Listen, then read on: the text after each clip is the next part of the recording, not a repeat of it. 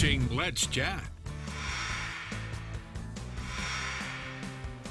Earlier in the show, we talked about National Infant Immunization Week that is being observed right here in Hamilton County.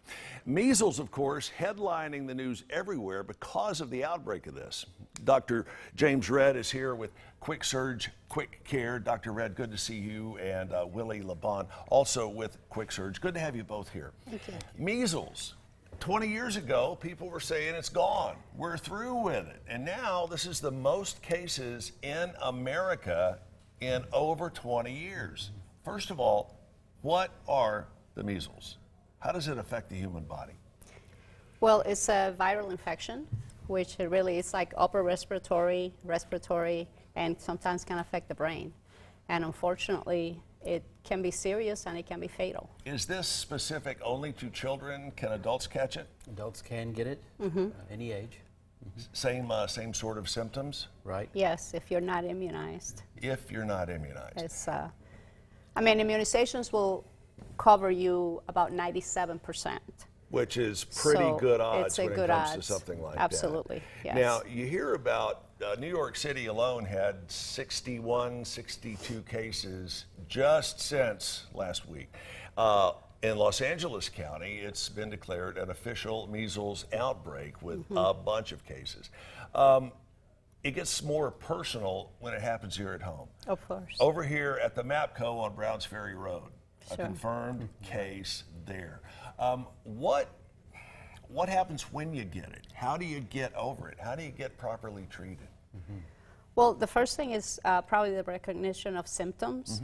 Unfortunately, symptoms don't develop until about 4 or 5 days later, which usually is just this, fever and body aches. You just don't feel good. You get the runny nose, kind of your eyes also get teary-eyed and everything. Sort of feels like the flu, I would Yes, upper respiratory cough and all this stuff. And but the rash sometimes can take up to 14 days to appear. So you can be out and about spreading this disease and don't even know that you have it. Wow. So that's part of the problem too. One of the questions I had about this, Dr. Redd, address this if you would. Everyone, at least of a certain age, and I'm in that group, I know we had every sort of vaccine for every disease imaginable. You didn't have a choice back then. You had to have it. That's true. Right. How do you know if those vaccines that we took as kids are still applicable? Are they still working? Do you need a booster? Tell me. Yeah, right now the recommendation is the vaccines are given at 1 year. Right. And then again at 4 years, I believe it is. 1 year For and 4 children. years. Right. How important is it to keep records of your kids that they have these vaccines? I mean, doctors retire, they relocate. Right. How important is the record keeping on a situation like that? I think it's real important. Moms could easily keep a record of that in their phone. Sure. Super easy to do these days. A diary, a journal, any sort of of thing like that. Now you could get, if you don't know if you were vaccinated when you were young or anything like that, you could get a titer testing, which is a blood test that will confirm if you actually still have the antibodies for this specific disease. You were heading into my next question. So it is possible to medically tell without doubt if you had that. Yeah. And it's amazing to think, and you said those vaccines are amazing, or excuse me, are effective 97% of the time. Yes, and that's if you get 2 doses. If Right. you only get 1 dose, it's about 94%, which is still very good odds. It's great odds, and Yes. it's a pretty inexpensive insurance policy. But something like this size, with a very small needle, Sure.